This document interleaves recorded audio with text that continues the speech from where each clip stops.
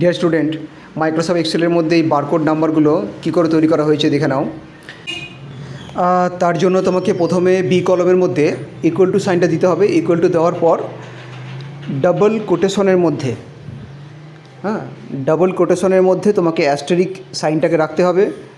Double কোটেশনের মধ্যে অ্যাস্টেরিক লিখে তারপরে অ্যান্ডের চিহ্নটা দিতে হবে কিবোর্ড থেকে, এবং তারপরে যেই নাম্বারটাকে বারকোডে কনভার্ট করতে চাও সেই সেলটা ক্লিক করবে, আবার অ্যান্ডের চিহ্ন দেবে এবং আবার ডবল কোটের মধ্যে অ্যাস্টেরিক দিয়ে এন্টার। তাহলে দেখবে ওই নাম্বারটাই আবার বি কলমে চলে এসছে, কিন্তু দুপাশে দুটো অ্যাস্টেরিক চলে এসছে। এই পর্যন্ত হয়ে যাওয়ার পর এই যে বি কলমে যে নাম্বারগুলো এলো, এই নাম্বারগুলোকে সিলেক্ট করে তার ফন্টটা চেঞ্জ করতে হবে। উপরে দেখো লিব্রে ফন্ট, উপরে ক্লিক করে তোমাকে লিব্রে ফন্টটা নিতে হবে। LIBRA লিব্রে বারকোড 39 এই ফন্টটা চুজ করলেই বারকোডে কনভার্ট হয়ে যাবে। আর একটা কথা, যদি লিব্রে ফন্টটা কারো কম্পিউটারে না থাকে তাহলে আমাকে কন্ট্যাক্ট করতে পারো। Thank you.